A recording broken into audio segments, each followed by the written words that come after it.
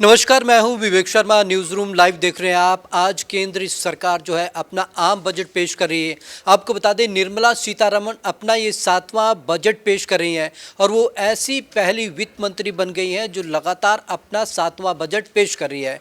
मोदी 3.0 सरकार का ये बजट है, तो तमाम लोगों को इससे काफ़ी उम्मीदें हैं। न्यूज़ रूम चर्चा में मेरे वरिष्ठ सहयोगी अधीर रोहाल मेरे साथ जुड़ने जा रहे हैं, लेकिन आपको बता दूं कि निर्मला सीतारमण ने बजट की शुरुआत किस तरीके से की है, क्या कुछ उन्होंने कहा। सबसे पहले आपको बता दूं, उन्होंने कहा कि मुश्किल दौर में भी चमक रही है इंडियन इकोनॉमी, और साथ ही उन्होंने कहा कि रोजगार और कौशल प्रशिक्षण से जुड़ी 5 स्कीम के लिए 2 लाख करोड़ रुपए की उन्होंने घोषणा कर दिया है। तो कहीं ना कहीं उन्होंने साफ तौर पर शुरुआत जो की है वो कृषि बजट को लेकर की है। उन्होंने कृषि को लेकर कई अहम बातें कही हैं। अधिक सबसे पहले आपसे जानना चाहूँगा, आज निर्मला सीतारमण अपना 7वां बजट पेश कर रही हैं और वो ऐसी पहली वित्त मंत्री बन गई हैं जो लगातार अपना 7वां बजट पेश कर रही हैं। बिल्कुल, धन्यवाद विवेक।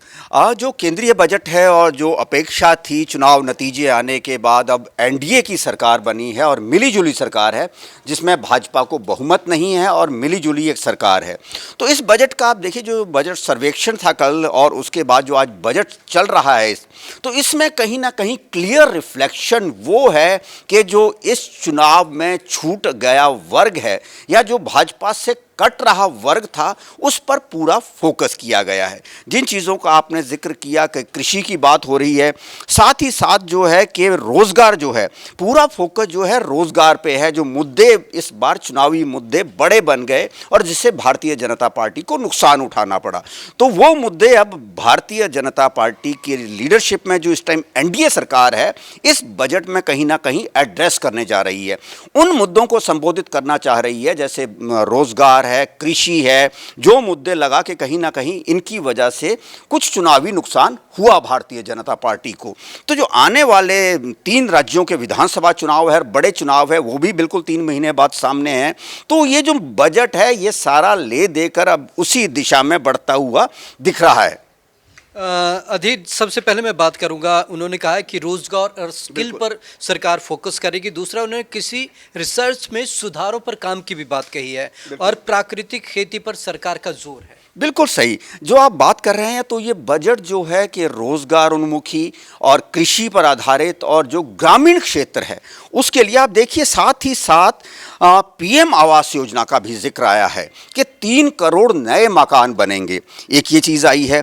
एक जनजाति उन्नत ग्राम अभियान है जिसमें जनजातीय जो लोग हैं, क्योंकि उसमें आप देखिए कि इस बार जो ओबीसी और दलित वोट बैंक था जो पिछड़ गया, जो उनसे कहीं ना कहीं छूट गया था वोट बैंक, जो उत्तर प्रदेश में जिसका नुकसान भारतीय जनता पार्टी को उठाना पड़ा कि ओबीसी, दलित या आप जनजाति बात करें तो झारखंड के जो चुनाव है, झारखंड से भी भारतीय जनता पार्टी को जो अपेक्षित था वो चीज़ नहीं मिली। तो उन्हीं एरियाज और उन्हीं वर्गों पर फिलहाल इस बजट का फोकस दिख रहा है। और साथ ही साथ जो बात हुई कि आंध्र प्रदेश और बिहार की बात, कि आंध्र प्रदेश एक नया राज्य बना था और तमिलनाडु, वहाँ से जो अपने मुख्यमंत्री है चंद्रबाबू नायडू, उनका जो एक डिमांड थी तो वो स्पेशल पैकेज इस बजट में वो भी दे दिया गया है। साथ ही आंध्र प्रदेश के लिए कुछ योजनाएं हैं, उनकी भी घोषणा इसमें हुई है। तो जो ये बजट है वो कहीं ना कहीं अभी सभी वर्गों का, अब जो टैक्स की बात है, जो एक आम साधारण व्यक्ति की जुबान पर सबसे पहला मुद्दा होता है कि टैक्स रिलीफ कितना होगा, तो वो भी देखना बाकी है कि वित्त मंत्री जो है टैक्स में कितना रिलीफ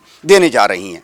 अधीर, एक और बात उन्होंने साथ पर यही कही, क्योंकि डिजिटल पब्लिक इंफ्रा को मजबूत करने की बात कह रही हैं। 400 जिलों में फसलों का डिजिटल सर्वे सरकार करवाएगी। तो कहीं ना कहीं मुझे लग रहा है कि वो खास तौर पर लगातार कृषि पर फोकस करने की वो बात लगातार कह रही हैं। बिल्कुल विवेक, इसमें देखिए जो सारी चीज़ें कृषि को लेकर हमारे पास सामने आ रही है कि साथ जो कृषि पे फोकस है इस समय, वो इसलिए भी है कि जो आपने देखा कि 3-3.5 साल पहले जो किसान आंदोलन हुआ और कहीं ना कहीं किसानों की जो मांगे हैं वो मांगे अभी भी वहीं की वहीं हैं। तो किसानों को छूने की कोशिश है। और साथ ही साथ अच्छी बात है कि अगर एग्रीकल्चर सेक्टर के लिए सरकार केंद्रीय बजट में कोई बड़े प्रावधान करती है, कृषि को उन्नत तरीके से विकसित करने की कोई बात या कोई टेक्नोलॉजी आती है, तो उससे किसानों को भी राहत मिलेगी। लेकिन ले देकर अगर देखा जाए तो जो ये बजट आ रहा है, तो इसमें जो कृषि पर जो फोकस रखा गया है उसमें काफ़ी चीज़ें ऐसी हैं कि उस किसानों के लिए जो नई टेक्नोलॉजी है, सर्वेज हैं, वो सारी सारी चीज़ें हमारे पास जो अभी आती दिख रही हैं वो किसानों को, पूरे देश के किसानों को, किसी एक हिस्से के किसानों को ना छूते हुए उसे एक परोसने की कोशिश की जा रही है। ये अधीर, मैं आपको बता दूं कि बजट पेश करने के बाद वो दो बिल भी पेश करेंगी। एक तो फाइनेंस बिल यानी कि बिल विधेयक होगा जिसमें कमाई का लेखा जोखा वो रखेंगे, साथ उसके बाद दूसरा एप्रोप्रिएशन बिल जो कि विनियोग विधेयक जिसे हम कहते हैं, जिसमें सरकार के खर्च का हिसाब किताब वो देंगी। आपको क्या लगता है कि जिस तरीके से अभी हमारी इकॉनमी चल रही है, क्या हिसाब किताब बराबर का चल रहा है? बिल्कुल, अभी देखिए कि अब बजट में सीधी सी बात है कि अगर 100 रुपये मुझे खर्च करना है तो मेरी आमदनी कहाँ से होगी। अभी बजट में वो चीज़ें सामने आना बाकी है। हालांकि कल जो सर्वेक्षण आया बजट, उसमें काफ़ी चीज़ें सामने आई हैं, तो वो भी अभी वित्त मंत्री सामने रखेंगी कि सरकार जो अपना रेवेन्यू जनरेट करेगी एक साल में, वो रेवेन्यू जनरेट किस तरह से होना है। वो विनिवेश होना है, हमारी कंपनियों में विनिवेश होना है, फॉरेन डायरेक्ट इन्वेस्टमेंट हमें जुटाना है, या अपने जो रिसोर्सेज हैं, जो हमारे टैक्स कलेक्शंस हैं, अभी टैक्स कलेक्शंस की बात सामने नहीं आई है कि टैक्स किस तरह से इंक्रीज होंगे। जो सारे हमारे इंपोर्ट ड्यूटीज़ हैं, एक्साइज ड्यूटीज़ हैं, वो अभी बजट में सामने आना बाकी है। और अगले आधे पौने घंटे में ये सारी चीज़ें भी क्लियर हो जाएगी कि जो सबसे ज़रूरी है, देखिए बजट में जनता की उम्मीदें बिल्कुल सही हैं, रहती हैं, लेकिन साथ ही साथ एक जो बजट है, केंद्रीय बजट, सबसे बड़ी चुनौती ये रहती है किसी भी सरकार के लिए कि हमारा रेवेन्यू जनरेशन कहाँ से होगा। तो सरकार को हमें ये देखना है कि सरकार उस दिशा में कैसे आगे बढ़ती है। जीडीपी को मेंटेन करना है, सारी चीज़ें हैं। तो उन परिस्थितियों में, और कृषि प्रधान देश है, कि हमारी जो जीडीपी है वो कृषि पर बहुत ज़्यादा टिकी है। साथ ही साथ हमारा जो एम्प्लॉयमेंट सेक्टर है, उस एम्प्लॉयमेंट सेक्टर में भी वो सेक्टर कि जहाँ पर अभी तक जो 95% रोज़गार है, वहाँ वो रोज़गार कैसे जनरेट किया जाता है। और साथ ही साथ इंडस्ट्रियल इंफ्रास्ट्रक्चर जो हमारा है, इंडस्ट्री और प्लस इंफ्रास्ट्रक्चर, वो आगे कैसे डेवलप होता है।